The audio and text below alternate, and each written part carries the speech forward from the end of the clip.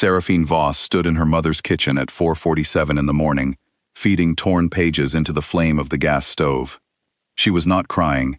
She had finished crying 3 days ago, alone in her small apartment above the clinic, with the windows shut and the curtains drawn so no one could see. She watched each page curl at the edges, turn brown, then black, then nothing. The last page took the longest to burn. It had a golden wax seal in the center, the seal of the Métis Bond Registry, the ancient record that had tied her name to his since the night she turned 18.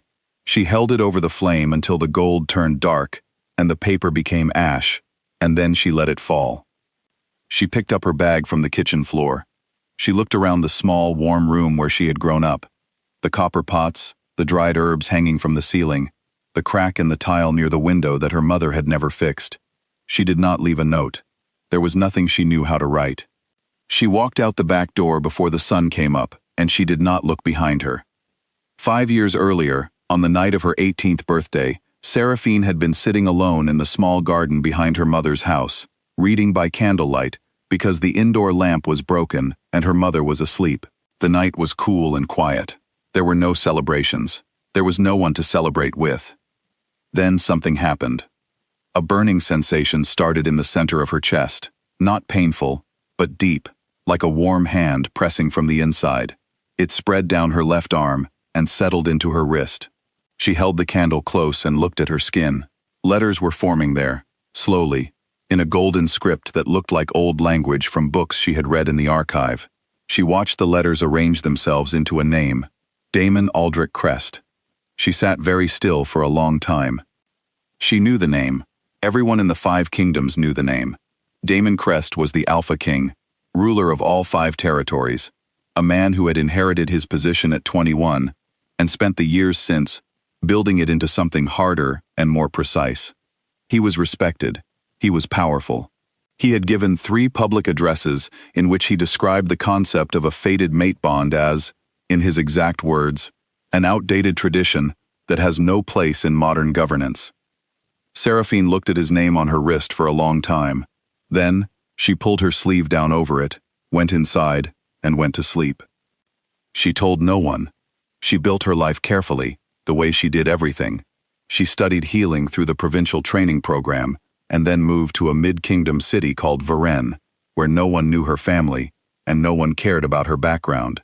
She rented a small clinic space on the ground floor of an old building, and spent her first year making almost no money and learning which plants grew best in window boxes when you only had one window. She became good at what she did. People came to her for remedies that the larger clinics dismissed as too small to treat: persistent coughs, joint aches in the cold months, anxiety that kept people awake. She listened carefully, and she did not rush anyone. Word moved through the neighborhood, and then beyond it, and after 3 years, her waiting room was full most days. She had friends. She laughed often. She cooked badly but with great enthusiasm, and invited people to eat the results anyway. She was, by most measures, happy. There was a man named Elio who made maps for a living and who brought her small gifts: a particularly interesting leaf, a stone with an unusual color, a book about coastal plants she had mentioned once in passing. She liked him very much. He was gentle and observant, and made her feel seen in a quiet way. For almost 4 months, she thought something real might grow between them. Then one evening, sitting across from him at a small table in her kitchen, she looked at his face, kind, open, patient, and felt something in her chest refuse. Not dramatically, not with tears. It simply would not move in his direction, and she understood, sitting there with her badly cooked food between them, that she could not go further with him and pretend she did not know why. She ended it gently. He was sad but not surprised. He told her he had always felt she was waiting for something, even when she seemed completely present. She thought about that for a long time afterward.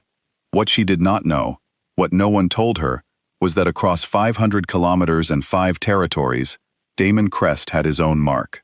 She did not know that it had activated on the night of his 26th birthday, 3 years after hers, which was not unusual for bonded pairs where one person was significantly older.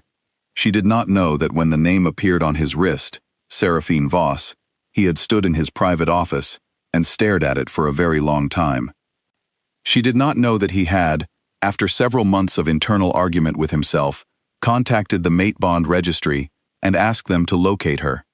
She did not know that the registry had sent formal letters to her mother's old address, which her mother had left 2 years earlier. She did not know that a filing error had buried her updated records for nearly 3 years.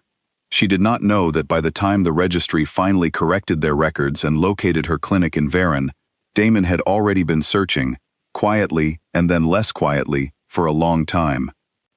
The world is not a story where important things always arrive on time. Sometimes the letter goes to the wrong address. Sometimes 3 years pass while two people are looking in different directions, and no one is exactly at fault, and it does not matter because the time is still gone. On a Tuesday afternoon, 6 months before the burning, a formal emissary arrived at her clinic in Varennes. Seraphine was not there. She was doing a house call 2 streets away. The emissary left a sealed letter with her neighbor and departed. Seraphine came home that evening, found the letter, and read it at her kitchen table. It was written on official registry paper, with formal language and precise structure. It referred to her, in the second paragraph, as the identified mate bond subject. It informed her that the Alpha King had been made aware of the bond and requested her presence at the capital for formal bond assessment and potential dissolution proceedings, should both parties prefer resolution through the standard severance protocol. She read it twice, then she set it down and sat quietly for a while. She thought about the 3 public addresses. She thought about archaic sentimentality. She thought about the phrase, should both parties prefer resolution. She thought about 5 years of long sleeves, and the quiet sadness of sitting across from Elio and being unable to move forward. She did not think, he is searching for me, and he wants to meet me. She thought, he found out the registry has my name on file, and he sent someone to process it. She thought, he does not want this. He has never wanted this. I am, to him, a bureaucratic item requiring management. She folded the letter. She put it in the drawer under the kitchen counter, where she kept things she needed to deal with later. For 2 weeks, she did not open the drawer. Then she opened it, read the letter one more time, and made her decision. The severance ritual was old.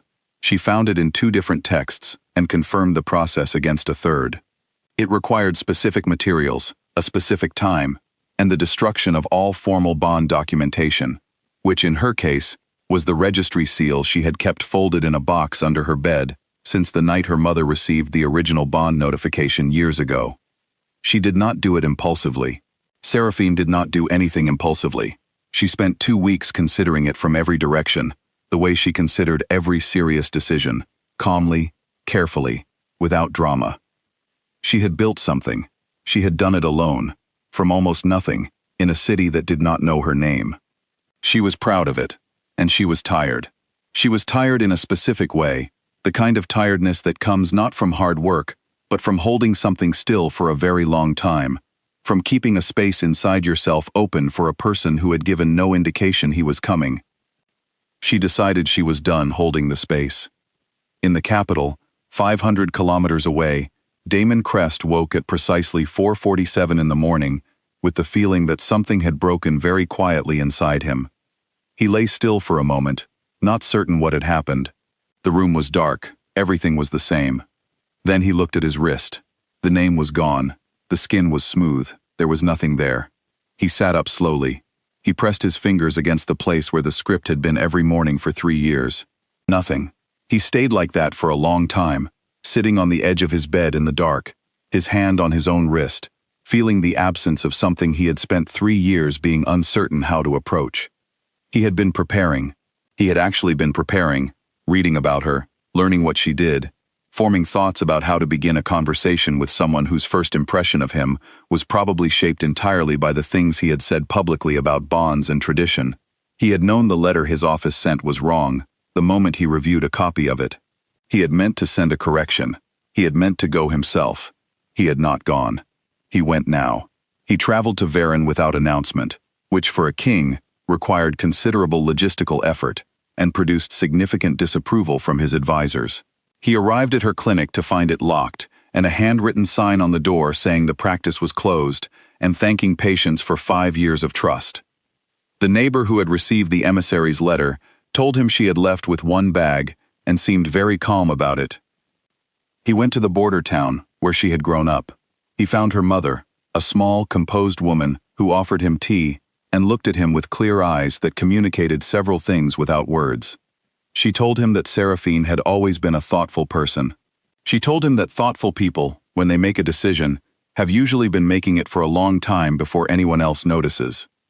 He asked if she knew where Seraphine had gone. Her mother said, "She didn't tell me. She knew I would worry. That's how she protects people." He found Elio the cartographer, who told him simply that Seraphine was the most deliberate person he had ever met, and that whatever she had decided entirely on purpose.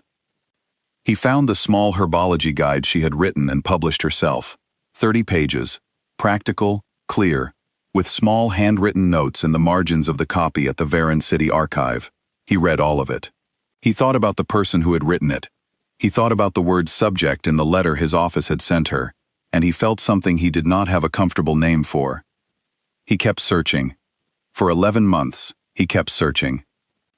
Seraphine, in those 11 months, was living in a small town on the southern coast called Maret, where the air smelled of salt and fish and wood smoke, and where the people were politely uninterested in kingdom politics. She had a new clinic. She had a garden where she was attempting to grow inland herbs in coastal soil, which was not going well, but she was taking detailed notes and considered it an interesting problem. She had a cat she had found under the clinic steps and named Inference because he drew conclusions about when she was going to feed him that were based on very limited evidence. She had Thursday dinners with a group of women from the neighborhood, a retired boat builder, a woman who sold preserved foods at the market, a young teacher from the coastal school, who told her she was strange but, in a way, they appreciated. She did not regret what she had done. She thought about this sometimes, testing the feeling, the way she pressed a bruise gently to check if it still hurt. She thought about the name that used to be on her wrist. She thought about 5 years, and one badly written letter, and a decision made at 4:47 in the morning. She did not regret it. The thing she felt was more complicated than regret, and she was comfortable sitting with complicated things. He found her in a market. He was passing through Maret for a kingdom matter, traveling without his usual detail, wearing clothes that did not announce his position. He turned a corner between 2 market stalls and heard a woman's voice in clear, cheerful argument with a vendor about the ethical problems of harvesting a particular sea herb before it had fully matured. He stopped. She turned, still mid-sentence, and saw him. They stood in the middle of a busy market and looked at each other. There was no pull in his chest. There was no golden mark on either wrist. There was no magic at all. Just 2 people, a fish market, and the sound of the sea somewhere behind the buildings. He said her name. She looked at him for a long moment and said, "I know who you are." They talked, not in the market, but later, at a small table outside a tea shop where no one paid them any attention. Then again the following week, when he returned to Maret without a kingdom reason. Then again the week after that.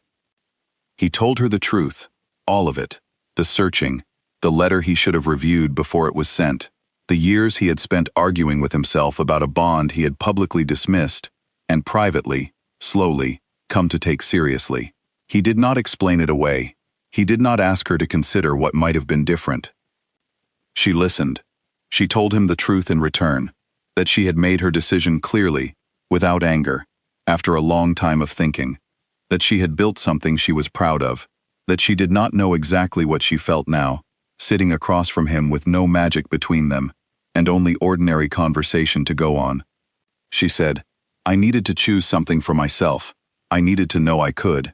He said, "I understand that better than I expected to.